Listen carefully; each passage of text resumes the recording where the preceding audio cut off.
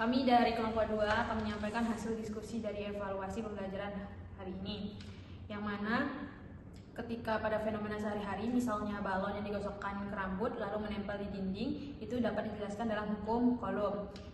Yang mana penjelasannya, ketika balon yang digosokkan ke rambut itu terjadi elektron yang berpindah ke balon sehingga balon akan menjadi bermuatan negatif, sebelumnya balon bermuatan positif. Lalu saat didekatkan ke dinding, muatan negatif dari balon itu akan menginduksi ke permukaan dinding sehingga menjadi muatan positif. Karena muatannya berlawanan mengakibatkan tarik-menarik sesuai dengan hukum Coulomb. Balon juga bisa menempel di dinding. Soal nomor 2. Baik, untuk soal yang kedua itu hasil dari uji coba PET yang sudah kami lakukan. Dan adapun pertanyaannya itu mengapa ada perbedaan kecil antara hasil dari simulasi dan hasil dari perhitungan sistematis. Nah, ada beberapa penyebab dari perbedaan kecil itu. Yang pertama, pembulatan. Nah, resolusi tampilan PET sering menampilkan nilai yang dibulatkan, misalnya 3 angka signifikan, sedangkan perhitungan yang menggunakan konstanta K presisi tinggi. Pembulatan ini menyebabkan selisih kecil.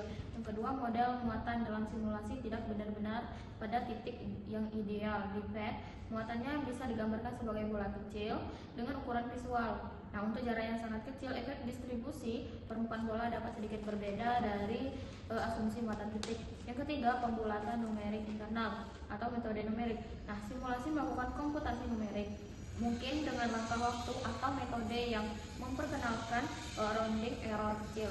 Yang keempat, pembacaan manual dari antarmuka. Jika kita membaca nilai dari layar atau menggunakan alat ukur dalam simulasi, ada ketidakpastian pembacaan. Yang kelima, yaitu interaksi lain yang disimulasikan.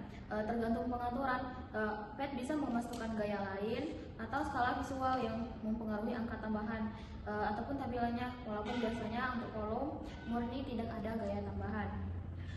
Semua faktor ini bisanya menghasilkan selisih kecil, paling-paling di bawah 1%. Sekian.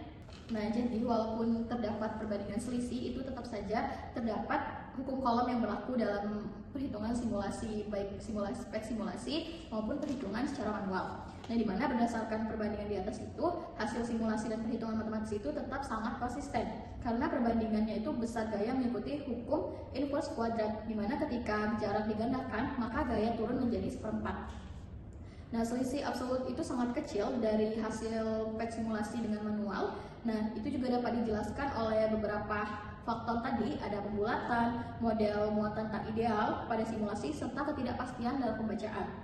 Jadi, dalam percobaan dan perhitungan ini, hukum Coulomb itu tetap berlaku dalam konteks percobaan. Nah, sedangkan untuk PET simulasi ini berfungsi untuk memvalidasi prediksi teoritis dalam batas penelitian atau pengukuran.